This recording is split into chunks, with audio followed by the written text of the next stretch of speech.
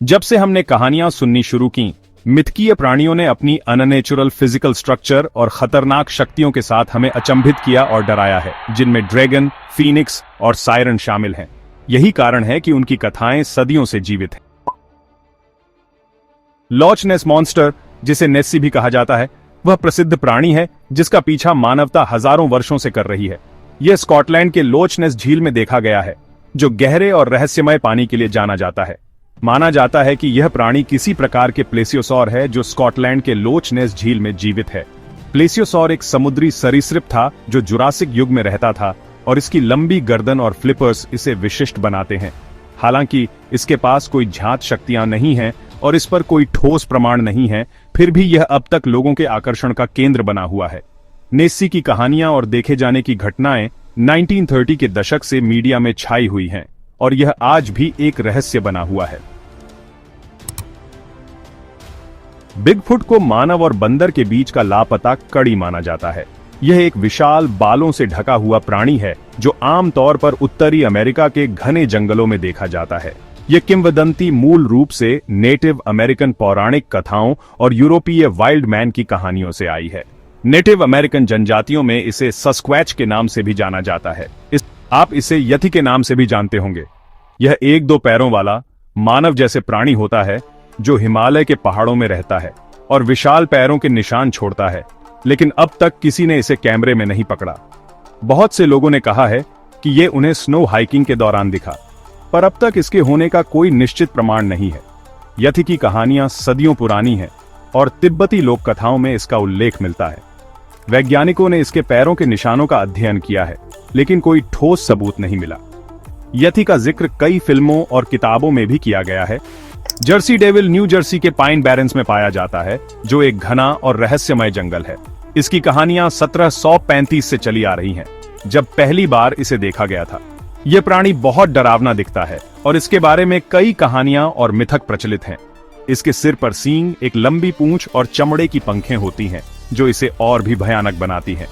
यह अपने 2 पिछले पैरों पर चलता है और इसके पंजे खंजर जैसे नुकीले होते हैं, जिनके अंत में खंजर जैसे पंजे होते हैं, जो इसे और भी खतरनाक बनाते हैं। यह दिखने में बहुत डरावना होता है और इसके बारे में कई लोगों ने डरावनी कहानियां सुनाई हैं। सिरिन एक और एंशिएंट प्रजाति है जो अब प्रेजेंट टाइम में भी लोकप्रिय है। यह खूबसूरत आवाजें निकालने वाली, मौत को आमंत्रित करने वाली प्राणी है जो नाविकों को अपनी ओर खींचती है।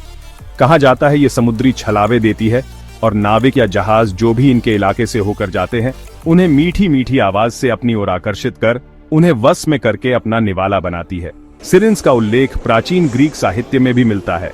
होमर की ओडिसी में सिरिन्स को खतरनाक प्राणियों के रूप में दर्शाया गया है। प्राचीन काल में इन्हें पक्षी और महिला के मिश्रण के रूप में चित्रित किया गया था।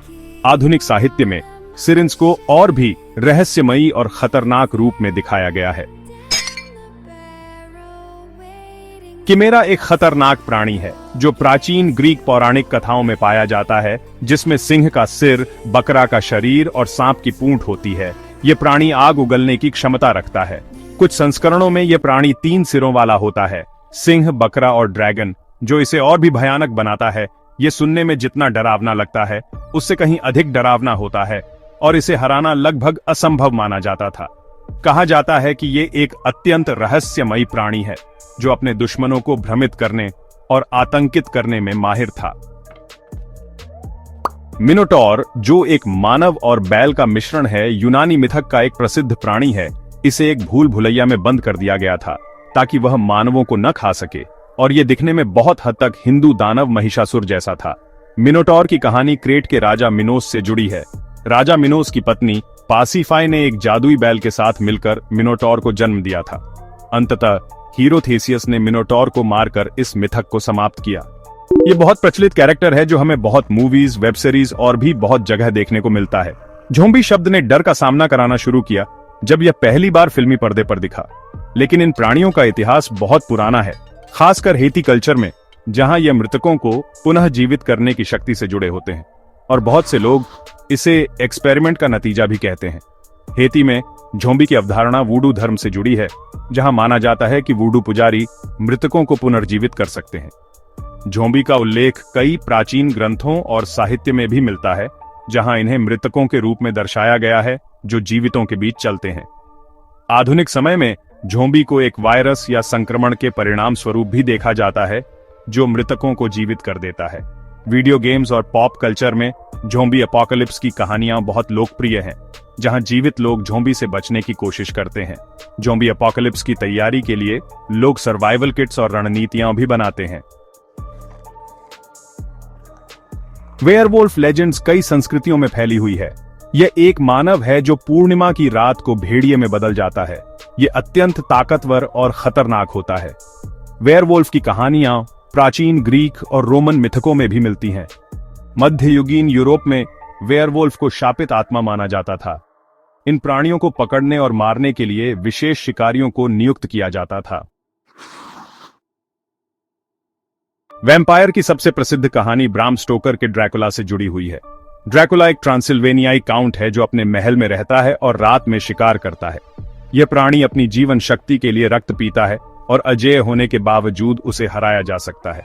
वैम्पायरों को अमर माना जाता है, लेकिन वे लहसुन, पवित्र जल और चांदी से डरते हैं। सूरज की किरणों से, क्योंकि जब ये ड्रैकुला सूरज की किरणों में आते हैं तो भस्म हो जाते हैं। वैम्पायरों के लिए दिन का उजाला घातक होता है। ये सिर्फ रात में आते हैं। रात का अंधेरा इन्हें छिपने और शिकार करने का मौका देता है। ये चमगादड़ों की प्रजाति से बिलोंग करते हैं। वैम्पायर अक्सर चमगादड़ या धुंध में बदल सकते हैं, जिससे वे आसानी से भाग सकते हैं। इनके दांत नुकीले होते हैं, जिनसे ये इंसानों के शरीर में छेद कर खून पीते हैं। वैम्पायरों के दांत उनके सबसे खतरनाक हथियार होते हैं। इनके ऊपर भी कई कहानियां बनी हैं। वैम्पायरों की कहानियां सदियों से लोक कथाओं और साहित्य का हिस्सा रही हैं, और हर संस्कृति में इनके अलग अलग रूप और विशेषताएं हैं। बेसिलिस्क एक खतरनाक सांप है, जिसे प्राचीन काल से ही विभिन्न संस्कृतियों में भय और रहस्य का प्रतीक माना गया है। इसे सांपों का राजा भी कहते हैं, और यह अपनी घातक शक्तियों के लिए प्रसिद्ध है। बेसिलिस्क की सबसे खतरनाक शक्ति उसकी नजर है, जो किसी को भी मारने की क्षमता रखती है। यह प्राणी मुर्गे के अंडे से उत्पन्न होता है, जो एक अद्वितीय और रहस्यमय प्रक्रिया है। बेसिलिस्क नामक सर्प में भी वही शक्ति है जो इसे अन्य सांपों से अलग बनाती है। यह साइरेन प्रांत में पैदा होता है, जो प्राचीन ग्रीस का एक महत्वपूर्ण क्षेत्र था। इसके सिर पर एक सफेद धब्बा होता है जो मुकुट जैसा दिखता है और इसे एक विशिष्ट पहचान देता है। जब यह फुफकारता है तो सभी अन्य सर्प इससे दूर भाग जाते हैं, क्योंकि वे इसकी घातक शक्ति से परिचित होते हैं। बेसिलिस्क अन्य सांपों की तरह अपने शरीर को मोड़कर आगे नहीं बढ़ता, बल्कि बीच में सीधा और सीधा चलता है। यह सभी झाड़ियों को नष्ट कर देता है, न केवल अपने संपर्क से, बल्कि उन झाड़ियों को भी जिन पर इसने सांस ली है। यह सभी घास को भी जला देता है और पत्थरों को तोड़ देता है। इतना भयानक इसका हानिकारक प्रभाव है।